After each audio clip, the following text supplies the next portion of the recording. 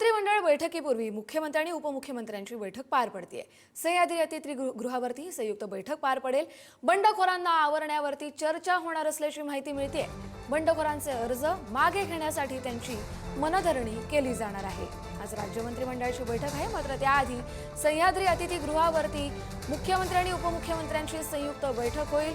काल अर्ज भरण्याचा शेवटचा दिवस होता, मात्र त्यावेळी अनेक बंडखोर समोर आले। निष्ठावंतांना उमेदवारी मिळाली नाही, त्यामुळे अनेकांनी अपक्ष अर्ज दाखल केलेले आहेत आणि हे अपक्ष अर्ज बंडखोरांचे अर्ज मागे कसे घ्यायचे या संदर्भात या बैठकीत चर्चा होईल।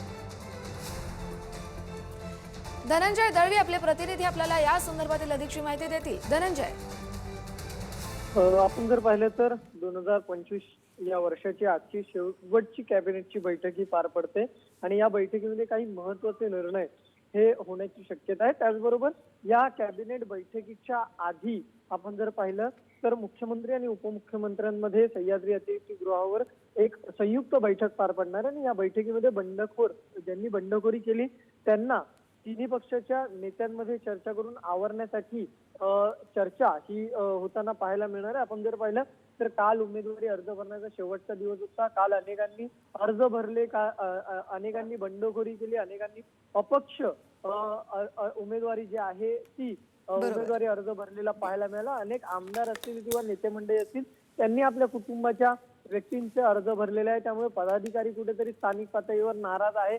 त्यामुळे या सगळ्या गोष्टी महायुतीमध्ये सावरण्यासाठी आजची ही संयुक्त बैठक पार पडेल आणि अनेकांची मनधरणी करण्याचा प्रयत्न या बैठकीमार्फत महायुतीचे नेते करताना पाहायला मिळतील आणि त्यासाठीच आजची ही बैठक कॅबिनेटच्या आधी महत्वाची।